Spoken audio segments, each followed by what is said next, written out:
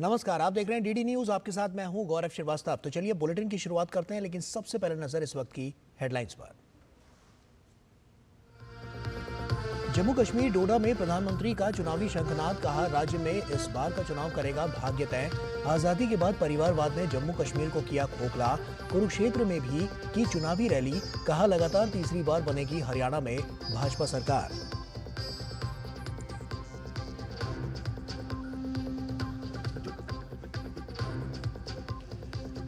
हिंदी दिवस पर केंद्रीय मंत्री अमित शाह ने दिल्ली में राजभाषा हीरक जयंती समारोह का किया उद्घाटन। चौथे अखिल भारतीय राजभाषा सम्मेलन का भी किया शुभारंभ।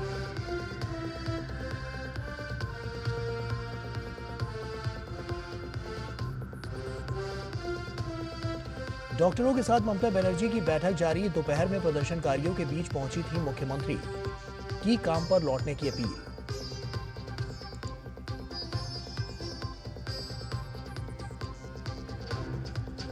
शिमला संजौली धार्मिक स्थल के अवैध निर्माण के विरोध और 11 सितंबर को पुलिस बल प्रयोग के खिलाफ मंडी, कुल्लू, चंबा सहित हिमाचल के कई बाजार रहे बंद। व्यापार मंडल ने 5 घंटे का किया सांकेतिक प्रदर्शन।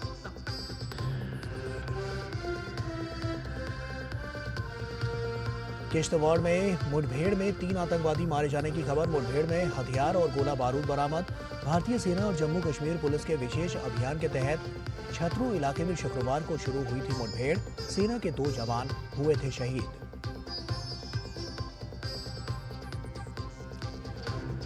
और हॉकी एशियन चैंपियंस ट्रॉफी में भारत ने पाकिस्तान को 2-1 से हराया। कप्तान हरमनप्रीत सिंह ने दागे दोनों गोल। प्रतियोगिता में टीम इंडिया की लगातार 5वीं जीत।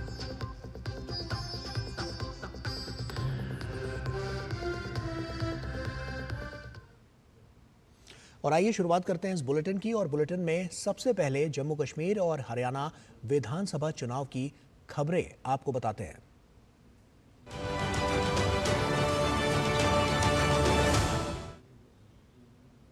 प्रधानमंत्री नरेंद्र मोदी ने जम्मू कश्मीर में चुनावी प्रचार का शंखनाद किया। इस चुनाव में उन्होंने डोडा में अपनी पहली रैली की। प्रधानमंत्री ने कहा कि आजादी के बाद राज्य के चुनाव को हमेशा विदेशी ताकतें प्रभावित करती रही हैं। वहीं उन्होंने कहा कि जम्मू कश्मीर के लिए परिवारवाद की राजनीति एक बड़ी बाधा रही है। प्रधानमंत्री ने कहा कि इस बार हो रहे विधानसभा चुनाव भाग्य तय करेंगे।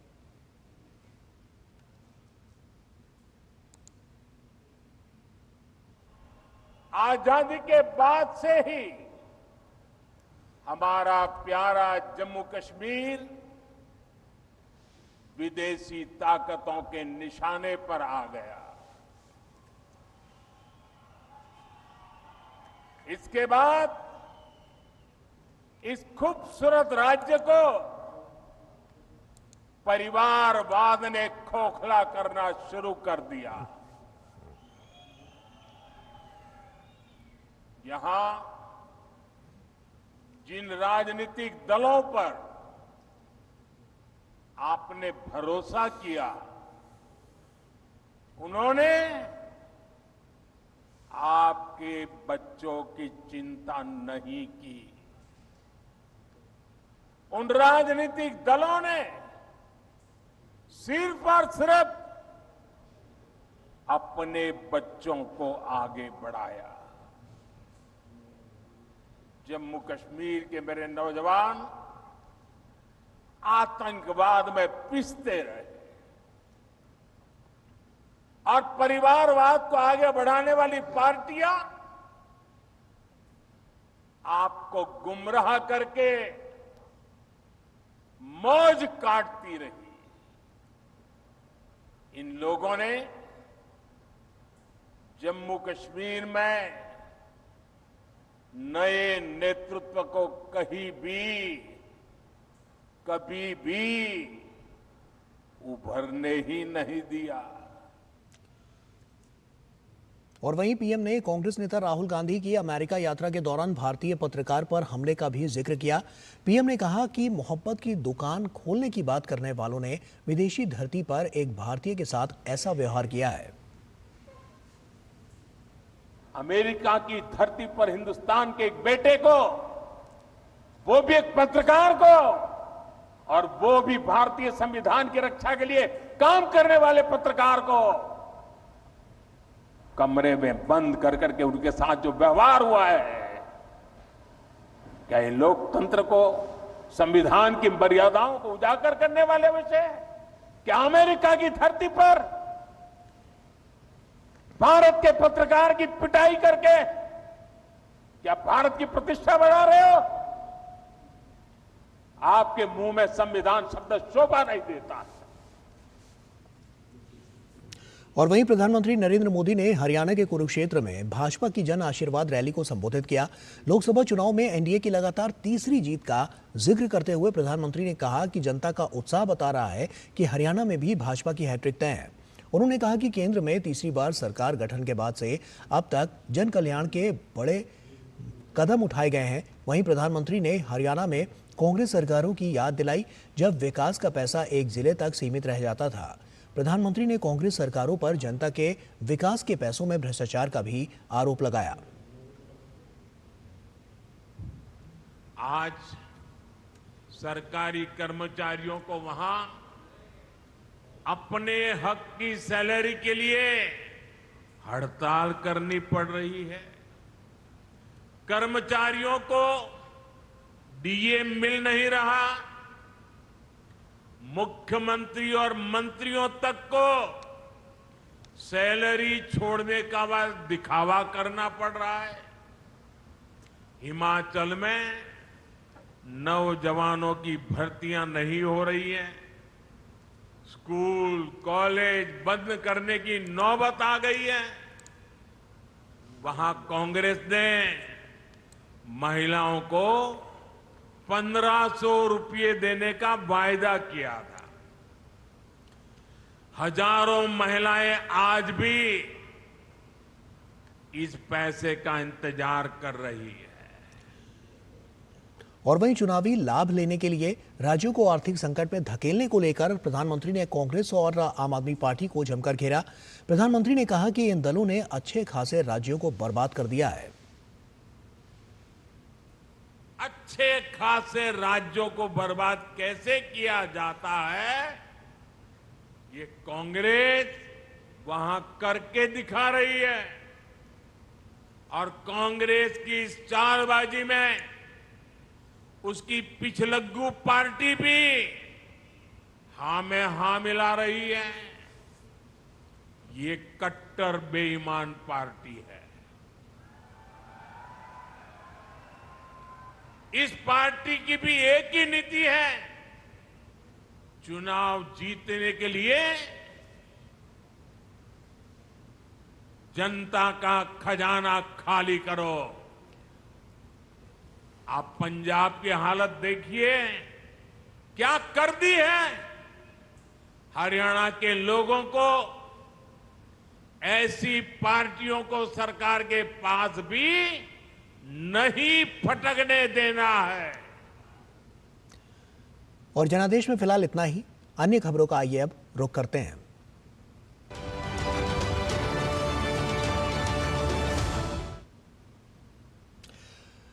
अन्य खबरों का रुख करें तो भाजपा सांसद सुधांशु त्रिवेदी ने विदेशों में देश की छवि को खराब करने को लेकर राहुल गांधी को आड़े हाथों लिया। उन्होंने कहा कि विदेश जाकर देश के बारे में अनर्गल बातें करते हैं। वो देश में मीडिया को बदनाम करने की कोशिश करते हैं और अमेरिका में बांग्लादेशी हिंदुओं को लेकर सवाल पूछे जाने पर पत्रकार के साथ बदसलूकी की। राहुल गांधी जी वो नेता हैं जो हर सत्र के बाद आदतन विदेश जाते हैं, फिर फितरतन वहां से बैठकर भारत के विरुद्ध तमाम अनर्गल और आपत्तिजनक बातें करते हैं और फितरतन भारत विरोधी स्थापित एजेंडाधारी व्यक्तियों के साथ मुलाकातें करते हैं। भारत में मीडिया को डिमोरलाइज करने के लिए जात की बात करते हैं और वहां मीडिया पे हाथ उठाने पे आ गए। अमेरिका में एक पत्रकार के साथ कथित मारपीट पर केंद्रीय मंत्री गिरिराज सिंह ने कहा कि अभी तो उन्होंने सिर्फ माइक फेंका है, लेकिन आने वाले दिनों में अगर राहुल गांधी से हिंदुओं के बारे में सवाल किया गया तो वो उनकी जीभ काट लेंगे। राहुल गांधी अभी तो बांग्लादेश के हिंदुओं पे, बहनों पे बलात्कार, अत्याचार, आगजनी हो रहा है। राहुल गांधी इस प्रश्न के जवाब में उनके सहयोगियों ने माइक फेंक दिया, छीन लिया। क्या हिंदुओं से इतना नफरत है? आने वाले दिन में क्या पत्रकार कोई पूछेगा तो उसकी जुबान बंद कर देंगे, जीभें काट लेंगे क्या? ये तो लोकतंत्र के ऊपर प्रहार है। और वक्त यहां पर एक छोटे से ब्रेक का है, जल्द हाजिर होते हैं। तड़के वाली, भोली भाली, मेहनत वाली, असली तड़के वाली, ये तो बड़ी समझदार, बड़ी होशियार, MDH के सही टेस्ट का असली taste, MDH ginger garlic paste. Digital banking का है जमाना, टाइम है बचाना। डिजिटल बैंकिंग है आसान, करो चाहे कोई भुगतान, एनी टाइम एनीवेयर, सेफ है, फास्ट है, हर पेमेंट उंगलियों पे सेट है। लेन देन के हैं ऑप्शंस कई, IMPS, NEFT, UPI भी। 24 घंटे करते ये काम, पेमेंट आसान और रहे आराम। RBI कहता है जानकार बनिए, सतर्क रहिए। सुरक्षा की गारंटी हर चीज में जरूरी है, चाहे वो मुश्किल स्टंट हो या अच्छी फसल।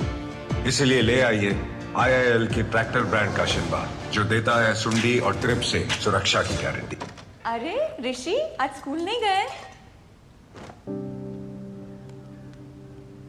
3 महीने से फीस नहीं भर पाई तो निकाल दिया स्कूल ने। कहीं आपके बाद आपके बच्चों के सपने न टूट जाएं। आज ही लीजिए पॉलिसी बाजार पे 2 करोड़ का टर्म लाइफ इंश्योरेंस, सिर्फ 690 रुपए महीने से शुरू। हाथ धोकर आते हैं। साबुन की जगह हैंड वॉश? मोहन का प्रमोशन हो गया क्या? सैवलॉन हैंड वॉश तो हमारा रोज का है। सिर्फ 10 रुपए में 200 ml हैंड वॉश बनाओ। Savlon powder to gel hand wash, germ से बचाए, शान बढ़ाए।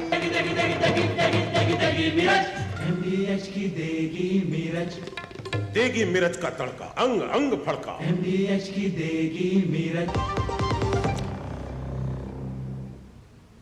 ब्रेक के बाद एक बार फिर से आप सभी का स्वागत है। केंद्रीय गृह एवं सहकारिता मंत्री अमित शाह ने नई दिल्ली में हिंदी दिवस के अवसर पर राजभाषा हीरक जयंती समारोह और चौथे अखिल भारतीय राजभाषा सम्मेलन के उद्घाटन सत्र को संबोधित किया।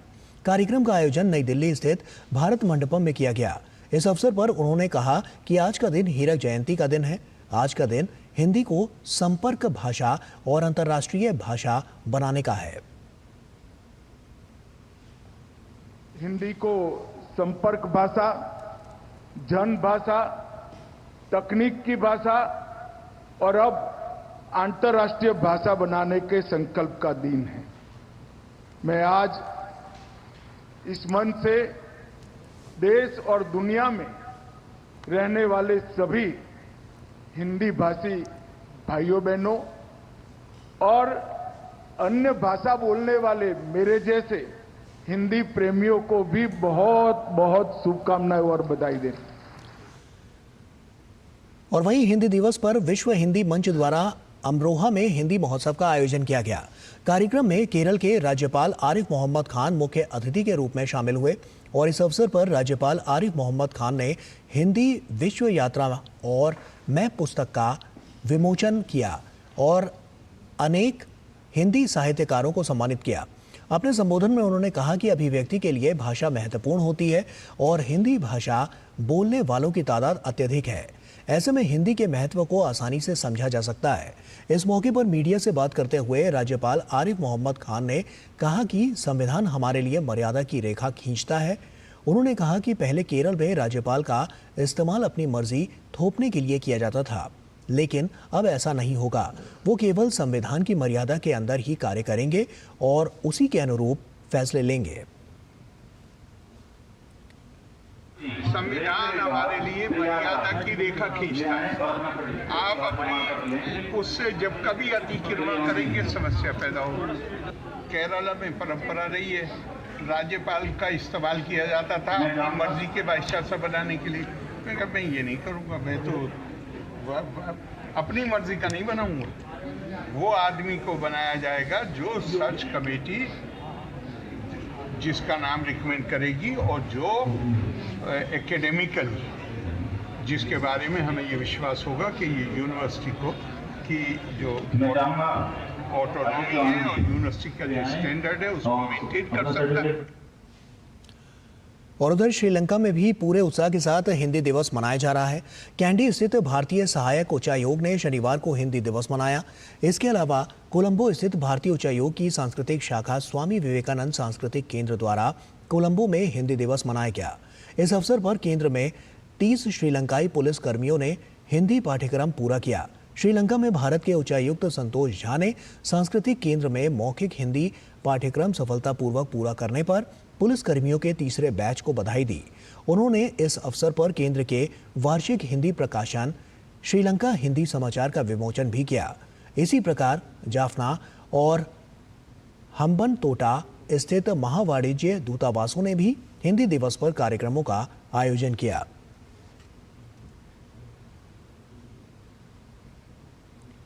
पश्चिम बंगाल की राजधानी कोलकाता के ब्लोचमैन स्ट्रीट और एसएन बनर्जी रोड के जंक्शन पर जोरदार धमाका हुआ।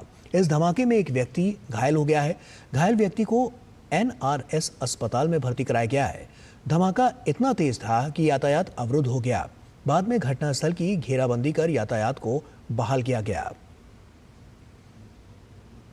केंद्रीय मंत्री सुकांत मजूमदार ने घटना पर चिंता जताते हुए कहा कि मुझे लगता है कि इस मामले में एनआईए द्वारा जांच की आवश्यकता है।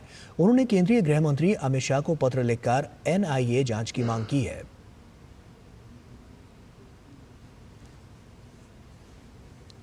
Investigation by the NIA is required.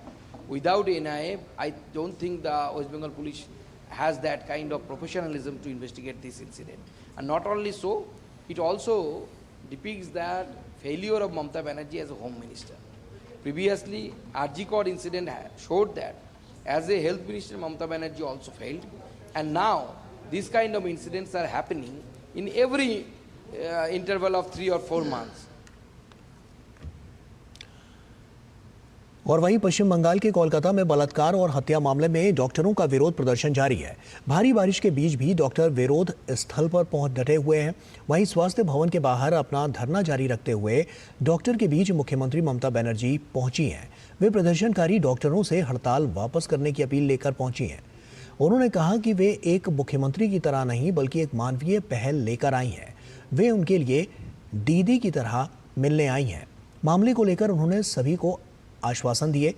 साथ ही कहा कि जांच ठीक से होगी, डॉक्टरों के खिलाफ कोई कार्रवाई नहीं होगी। लेकिन डॉक्टरों ने ममता बनर्जी के खिलाफ नारेबाजी भी की और हड़ताल को लेकर कहा कि वे अगली मीटिंग में तय करेंगे कि आगे की रणनीति क्या होगी। इस समय डॉक्टरों का प्रतिनिधिमंडल मुख्यमंत्री के साथ बैठक कर रहा है।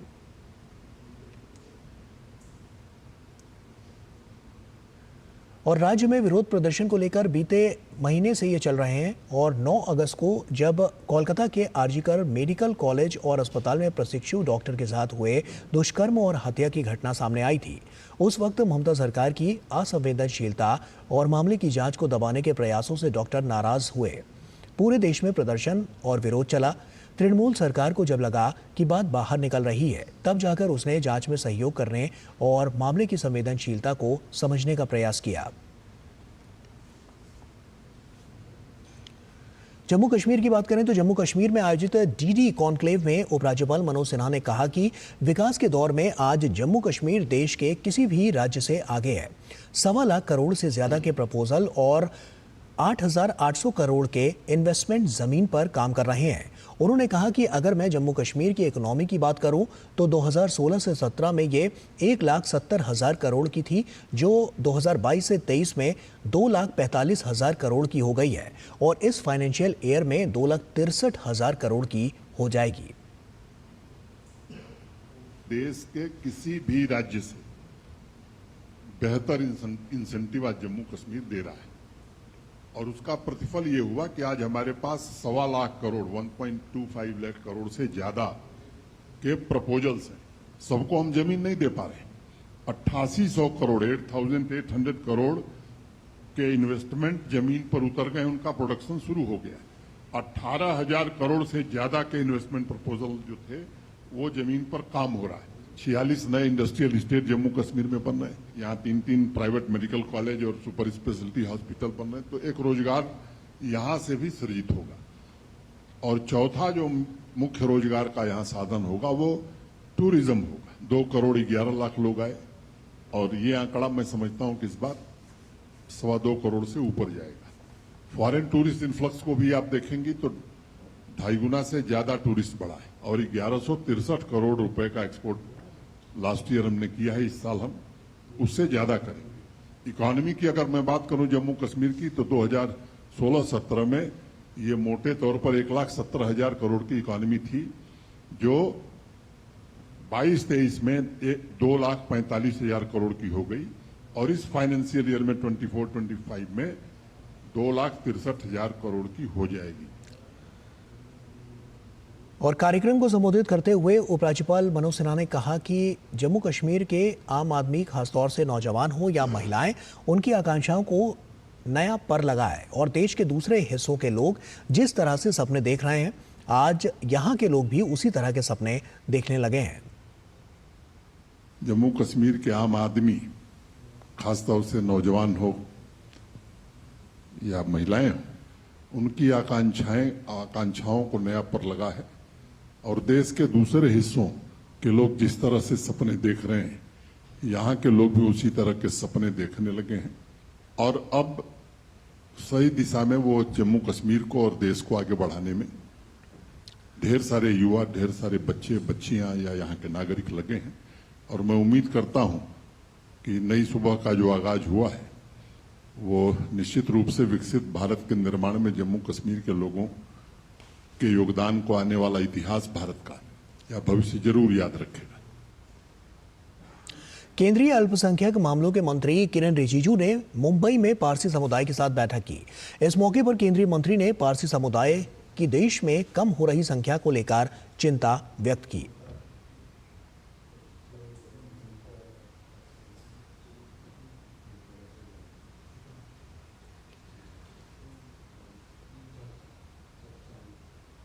हमारे देश में पारसी कम्युनिटी अभी लगभग 52,000 तक रह गई है। इसको बढ़ाना बहुत ज़रूरी है, इसलिए भारत सरकार ने जियो पारसी का एक कार्यक्रम चलाया, जिसको आज यहाँ एक मुंबई में आकर के हम लोगों ने पारसी कम्युनिटी के साथ में बैठक की है और आगे हमारा कोशिश रहेगा पारसी कम्युनिटी का संख्या को हमारे देश में बढ़ाना है। और वक्फ बोर्ड बिल के बारे में केंद्रीय अल्पसंख्यक मंत्री किरेन रिजिजू ने कहा कि कुछ लोग इस बिल के बारे में गलत खबरें फैला रहे हैं। उन्होंने कहा कि ये बिल मुस्लिम समाज के भाई बहनों और युवाओं के लिए काफी मददगार साबित होगा, लेकिन कुछ लोग इस बिल के बारे में भ्रांतियां फैला रहे हैं। मैंने जब बिल पेश किया था उस समय भी कहा कि जो भी अपना बात रखना है जेपीसी में रख सकते हैं, हमारे पास कोई छुपाने का नहीं है। बहुत अच्छा क्लियर सोच के साथ हमने वक्फ अमेंडमेंट बिल लेके आए हैं और गरीब मुसलमानों के लिए, महिलाओं के लिए, बच्चों के लिए, मुसलमानों में जो कमज़ोर है उनके लिए ये वक्फ बोर्ड को थोड़ा सा हमको सुदृढ़ करना, उसको ब्रॉड बेस करना और ट्रांसपेरेंसी लाना, वो सारा मैंने एक्सप्लेन किया हुआ है, ज़रूरी है, इसलिए अमेंडमेंट प्रपोज किया है।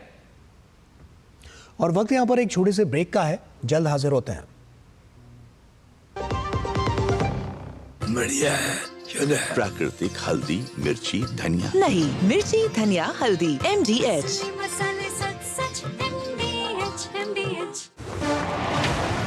काट! सुरक्षा की गारंटी हर चीज में जरूरी है, चाहे वो मुश्किल स्टंट हो या अच्छी फसल। इसलिए ले आइए IIL के ट्रैक्टर ब्रांड का शिनबा, जो देता है सुंडी और ट्रिप से सुरक्षा की गारंटी। हाथ धोकर आते हैं। साबुन की जगह हैंड वॉश। मोहन का प्रमोशन हो गया क्या? सैवलॉन हैंड वॉश तो हमारा रोज का है। सिर्फ 10 रुपए में 200 ml हैंड वॉश बनाओ। Savlon powder to gel hand wash, germ से बचाए, शान बढ़ाए। बेटियां घर की रौनक हैं। बेटियां घर संवारती हैं। बेटियां पीढ़ियां सजाती हैं। बेटियां घर की बुनियाद कहलाती हैं। बेटियों को सलाम करता है मोंगिया स्टील, स्टील का बादशाह। वो मिस्टर विकास की फाइल आप पॉलिसी बाजार। मैम आपका हेल्थ इंश्योरेंस क्लेम अप्रूव हो गया है। अब आप सर को घर ले जा सकती हैं। क्लेम के टाइम पे हमेशा आपकी हेल्प को तैयार। पॉलिसी बाजार, 1 करोड़ का हेल्थ इंश्योरेंस सिर्फ 390 रुपए महीने से शुरू। शादी का किचन महके जहाँ, गोल्डी किचन किंग मसाले हो वहाँ। गोल्डी लाए हैं फ्रेश लॉक टेक्नोलॉजी, जो रखे मसालों को हर समय फ्रेश। ब्रेक के बाद एक बार फिर से आप सभी का स्वागत है। मुख्यमंत्री अरविंद केजरीवाल के स्वागत में पटाखे जलाने को लेकर आम आदमी पार्टी कार्यकर्ताओं की मुश्किलें बढ़ती नजर आ रही हैं। दिल्ली पुलिस ने इस मामले को लेकर अज्ञात लोगों के खिलाफ सिविल लाइंस थाने में एफआईआर दर्ज की है। शुक्रवार को केजरीवाल के जमानत पर छूटकर आने के दौरान उनके समर्थकों और कार्यकर्ताओं ने तिहाड़ जेल से लेकर मुख्यमंत्री आवास के बाहर जमकर आतिशबाजी कर जश्न मनाया था। दरअसल दिल्ली में किसी भी तरह के पटाखे जलाने पर पूर्ण रूप से पाबंदी है, इसलिए पुलिस ने एफआईआर दर्ज की है। और दिल्ली के मुख्यमंत्री अरविंद केजरीवाल को जेल से जमानत मिलने के बाद जिस तरीके से मुख्यमंत्री के सामने पटाखे जलाए गए, उसको लेकर दिल्ली भाजपा अब आम आदमी पार्टी सरकार पर हमलावर है।